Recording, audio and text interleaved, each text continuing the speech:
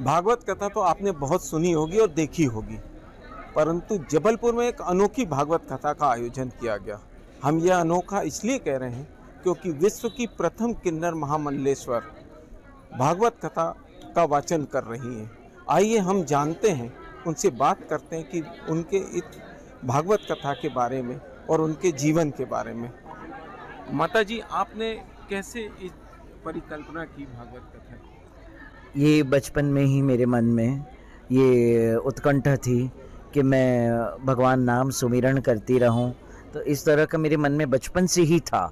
मगर माता पिता के वियोग के बाद अपने आप एक ऐसा रास्ता बना कि मैं ब्रजभूमि वृंदावन गई, शास्त्रों का अध्ययन किया और अध्ययन करने के बाद गुरु की आज्ञा हुई कि मुझे जाके बाहर जाके प्रचार करना चाहिए, ना कि वृंदावन में रहना चाहिए। तो गुरु के माध्यम से, कृष्ण का ही आदेश था, जो गुरु माध्यम बने और आज मैं यहाँ बैठ के जन जन को सत्संग करके प्रचार प्रसार करती हुई। गुरु ने ही कहा था, go and cultivate the knowledge to your kind of a people, you don't want to stay, you should not stay in Vrindavan, Vrindavan is not for you to stay, go and cultivate the knowledge. Bhagwat कथा का आयोजन के पहले आप जीवन में क्या करते थे? कैसा रहा आपका जीवन? भागवत कथा करने से पहले मेरा जीवन जो था, मैं आपको क्या बताऊं, मतलब बड़ा कष्टमय हमारा जीवन बचपन से रहा। माता पिता का वियोग भी बड़ी कम उम्र में हुआ। फिर उसके बाद अपनी जीविका व्यापन करने के लिए मैंने कई फिल्मों में अदाकारा के तौर पे काम भी किया, मुख्य कार्य किए, रियलिटी शो, टॉक शोज़, कई सारे कार्य, मुख्य किरदार हमने किए फिल्मों में भी, क्योंकि अपना भरण पोषण करने के लिए मैं करती थी। और साथ ही साथ मैं वृंदावन चली जाती थी शास्त्रों के अध्ययन के लिए। तो दोनों काम पैरेलल करती थी। शास्त्रों का अध्ययन मुझे जीवन में, मेरे बचपन में ही एक शौक़ था कि मुझे शास्त्रों का अध्ययन करना है और मुझे इस जन जन को मतलब प्रसाद रूपी ज्ञान बांटना है, ये मेरे मन में था। मगर ये मेरे मन में जो उत्कंठा जागी थी, ये कृष्ण के द्वारा ही जागी थी।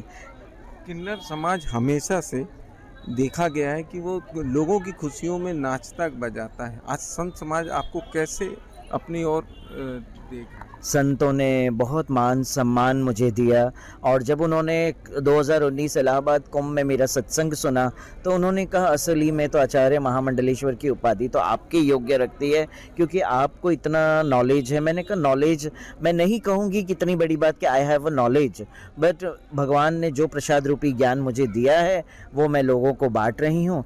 तो 2019 के इलाहाबाद कुंभ में मुझे फिर महामंडलेश्वर की उपाधि दी और उपाधि दे के फिर बाद में मुझे उन्होंने कहा, अब आप प्रचार करिए। तो ये प्रसाद रूपी जो उपाधि कृष्ण ने पहले से ही वहाँ पे रख रखी थी हमारे लिए और वो मुझे उन्होंने दी, संतों ने दी। और संतों ने इतना मान सम्मान दिया मुझे, मैं क्या कहूँ। मैं तो अपने आप को बहुत सौभाग्यशाली मानती हूँ।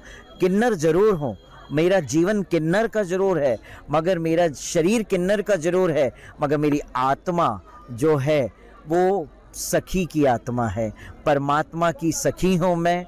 और मैं अपने आप को बहुत सौभाग्यशाली मानती हूँ।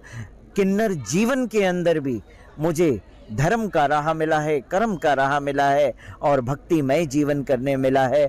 और आपके सामने आज जन जन को मैं आशीर्वाद दे रही हूँ। आपने अभी सामाजिक और धार्मिक स्थानों पर अपना स्थान तो बना लिया, अब क्या राजनीति में भी आपका कुछ ऐसा है?